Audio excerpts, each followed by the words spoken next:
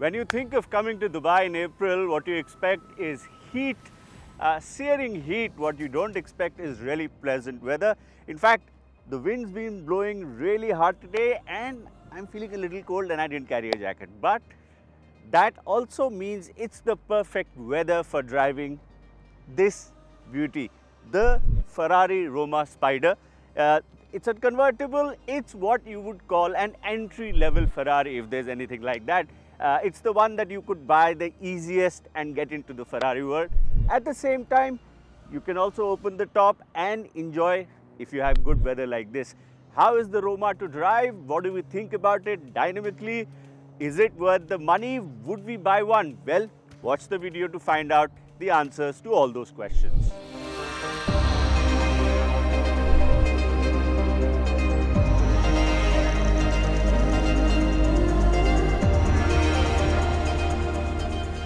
If you're aspiring to be a Ferrari owner, well, the Roma or the Roma Spider are your first steps of the ladder, to say so. And I think one of the big things about the Roma is that design-wise, it really stands out for being very different to all other cars in the Ferrari range. What do I mean by that? Well, you get this aggressive front nose, you get jutting out, you get a very unusual grille that we haven't seen in Ferraris in many years. You get flared arches, slightly rounded profile, you get a power dome on the front. I love the 20-inch wheels, and for me, silver wheels are the best. I know there are others, some grey wheels are nice, black I absolutely do not like. So I think this blue and silver combination really works for it. Again, when I was talking about slightly rounded profile, you get that in the doors. You also get slightly wider rear haunches. Tires, of course, are perfectly sized. The rears are 285s and they look really good. Fill up the arches, you get quad exhaust. Very unusual tail lights. Yes, it's got the 4 tail light setup that we've seen in Ferraris earlier, but the design's been very unusually done.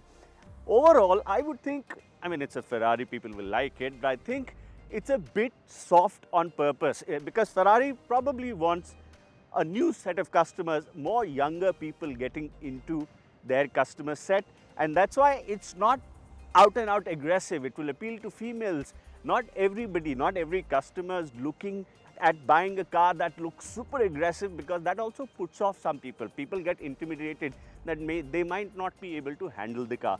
The softer look appeals to a wider audience and makes the car look much easier to drive. That's something that works for a lot of people.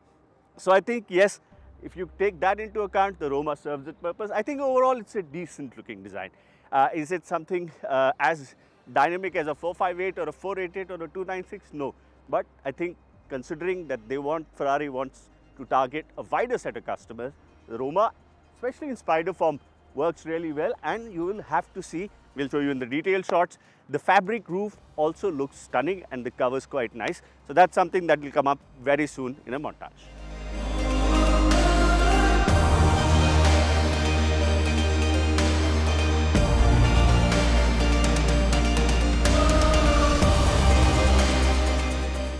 And while I've mentioned that the Roma Spider is one of the entry-level cars of the Ferrari range, there's something special about every Ferrari, and that is the engine or the power plant. And the Roma here is no different. Like you would have seen on the Purosangue video, you can see there's so much extra space. The ancillaries are mounted in front of the engine. The engine's been positioned as far back as possible for the best weight balance, for better dynamics, to enable it to drive better. The engine, well, it's no slouch. It's the 3.9 litre twin turbo V8 that we've seen on multiple Ferrari cars, and I've driven it in various forms over the years. This still has 612 bhp and 760 Nm of torque. So performance is something that's certainly not lacking. With a top speed about 320 km per hour, the Roma Spider with its powerful V8 has a lot more power than a lot of its competitors. And I have to say, it sounds absolutely brilliant. I'll get you to hear that once I start driving it.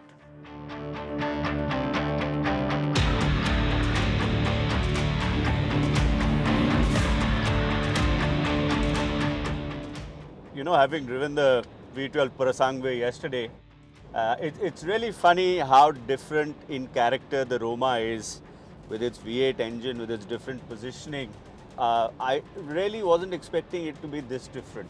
because the Purosangue, while it might be, slightly stiff, but it's high, so you get in and out very easily. The V12 is super smooth, and it has that sort of comfort which makes you think that you could do 1,000 kilometers in a day in the Purosangue and not feel fatigue at all. The Roma, and in character, is completely different. The minute you start using the throttle, you can feel that the V8 is much more gruff, it's much more aggressive. Of course, like I said earlier, this is the engine I've driven. Also, you feel, I'm getting old, I think. Getting in and out, like I said, with the Purosangue, it was very easy. In the Roma, it's low. So getting in and out, especially when you're shooting all day and you're doing it 10, 20, 30, 40 times a day, it starts to really hurt your back. So I guess that shows that age is catching up, and I prefer higher cars now, which is a shame. But anyway, so the character of the Roma is very different. It's gruff, it's aggressive. And again, like I said about the Grand Tourer, the steering is very different. So the steering feel is there. The steering is super sharp. It's only 2 turns lock to lock. So, all of these things make for a very different car. But at the same time, with a 612 bhp, that 3.9 litre twin turbo V8 engine is an absolute gem. Like I said, I've driven it before. In this spec, it produces 612 bhp and 760 Nm of torque. 0 to 100 comes up in 3.4 seconds, 320 kilometers per hour. And the most remarkable thing about the twin turbo engine is the fact that you don't actually feel that it's turbocharged.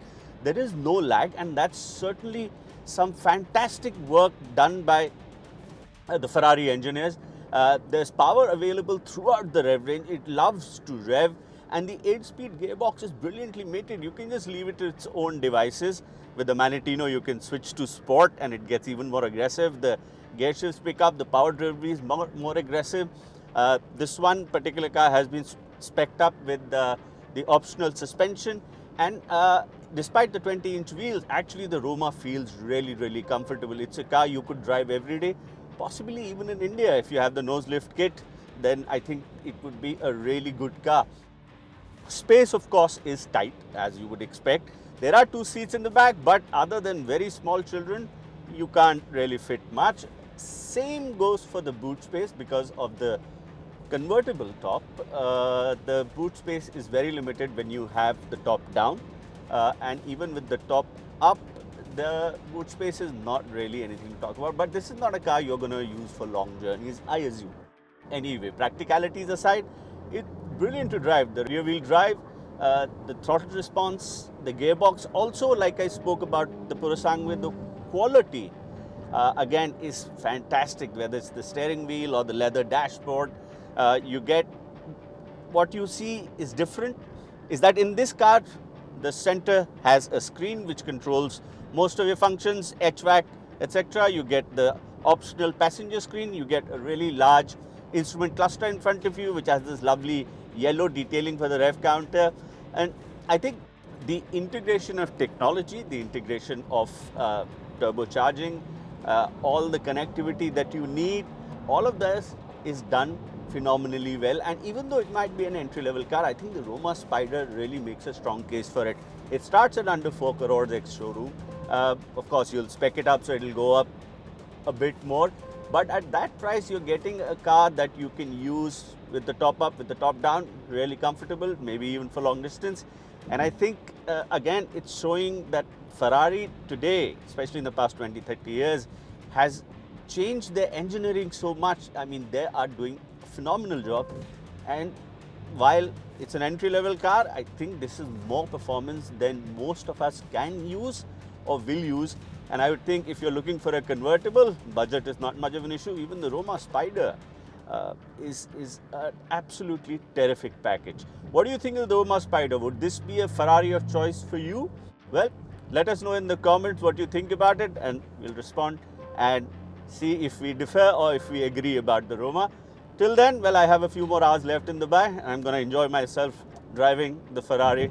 Who knows when is the next time I'm going to get a chance.